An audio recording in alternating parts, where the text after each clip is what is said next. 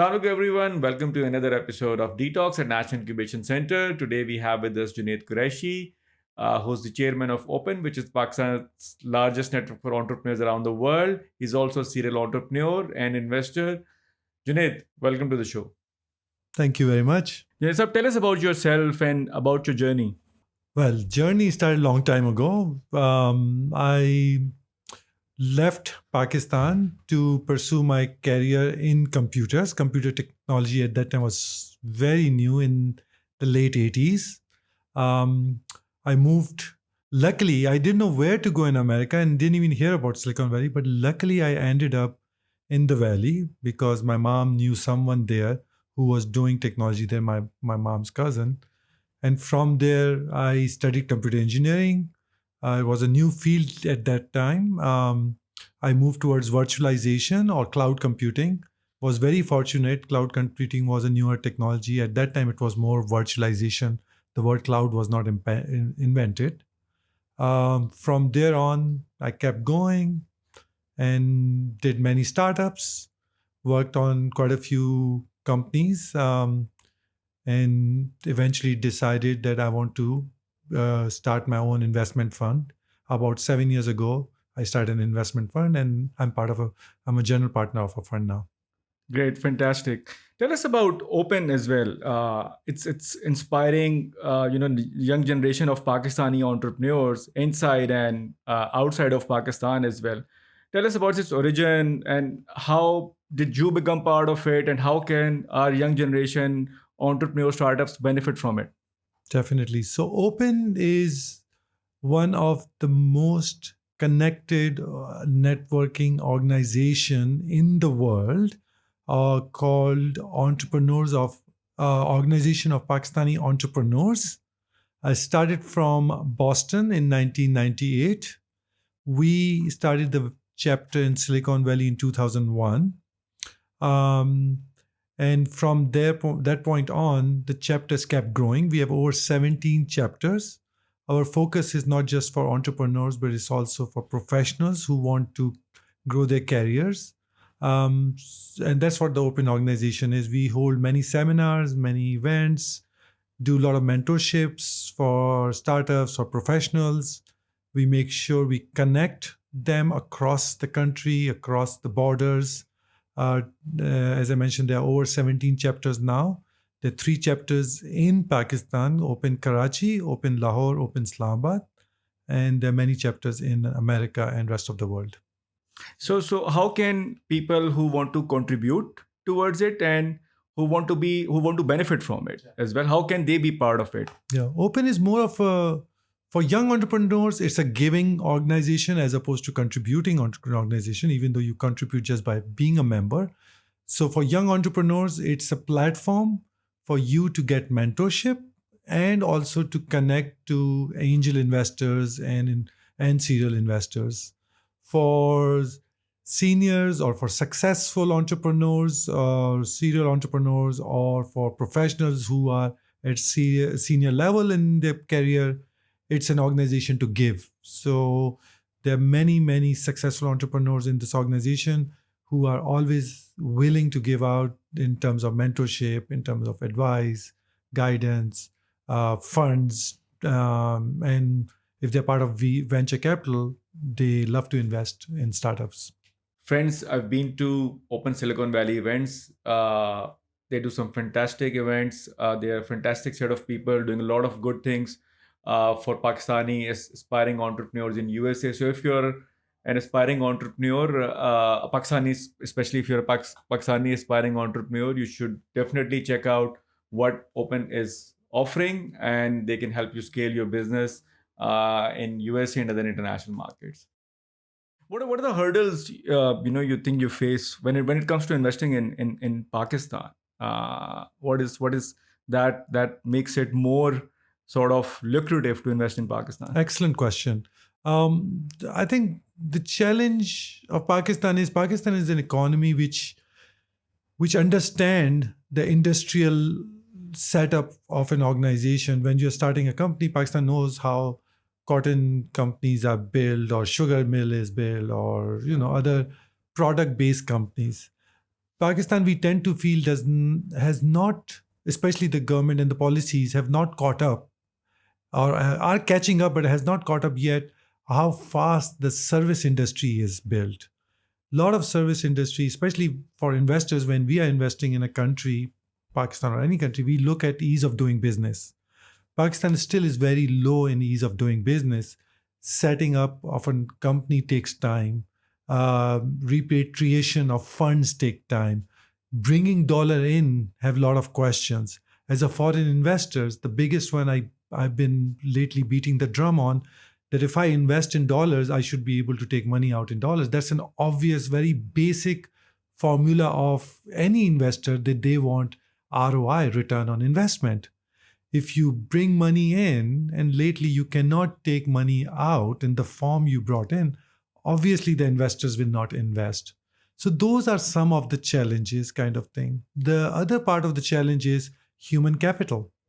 The education system of Pakistan needs to catch up fast, super fast compared to the world. The world is moving on. We need to make sure we leapfrog frog that.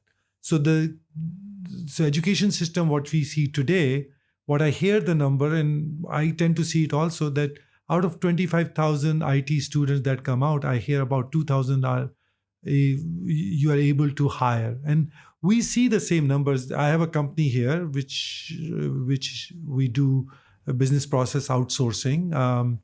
We do a lot of IT export. Every 20, 25 students or professionals we interview, maybe one or two we get out of it. So that ratio tend to concern us. It's not that people are not smart. The education system needs to catch up, and you need to be more relevant with that knowledge of today, kind of thing. So those are the things I think that we need to fix in this, or we need to improve in this country. So let's now talk about the fundraising for startups. What do you think are the common challenges that startups face especially Pakistani startups, when it comes to fundraising, and what are the most common mistakes that they make during the process? Yeah. Let me answer the second question first. What Instead of putting it what mistakes they make, one needs to know how the startup journey happens. Correct? Startup has two elements of it. Any startup, any entrepreneur or any founder who comes up with an idea, he has to execute an idea. Correct? So a lot of people they come up with amazing idea, but you need to have an execution plan also. So those are the two pieces you need to understand, that startup requires a proper execution plan. In any startup, you need to have good founders who understands the back end of it, which means the development of product or services, and the forefront of it, how to sell, how to market, how to position your product, kind of activity.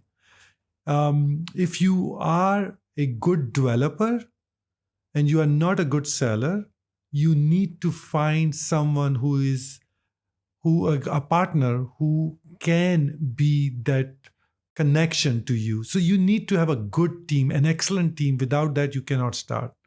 Beside that, you need to have a good business plan. You need to have, if you're at a prototype stage, is fine, but you need to validate your product or service.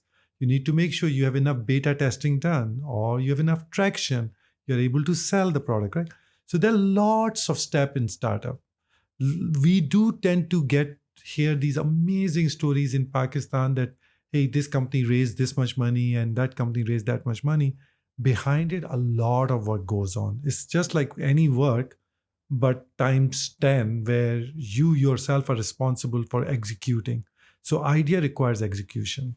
Of course, execution is the key, and of course, patience needs Patience to be is there the in key. abundance.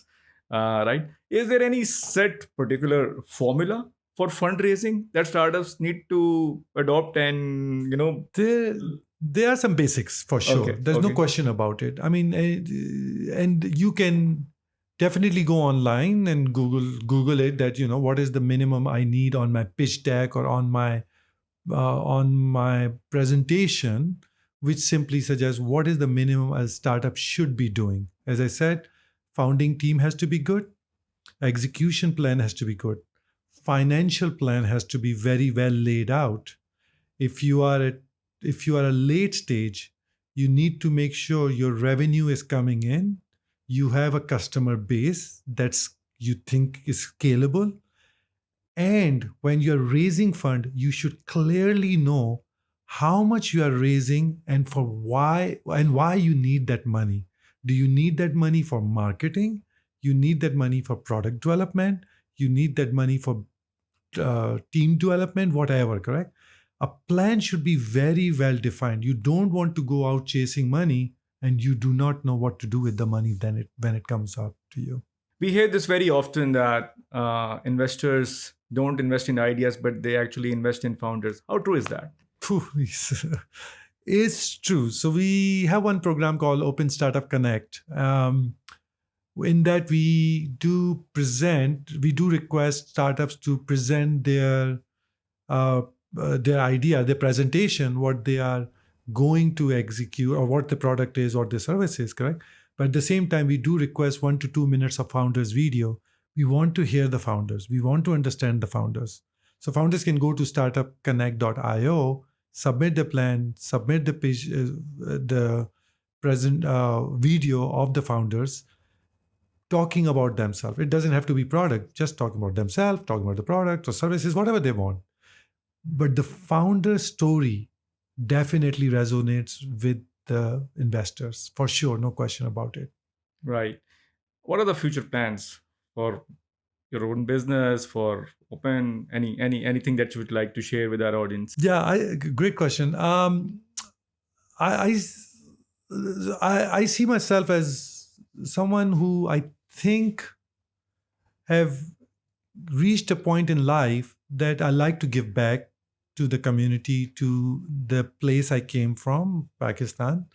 And I tell you, at this time, Pakistan is at very early stage of the startup cycle, of the venture capital cycle.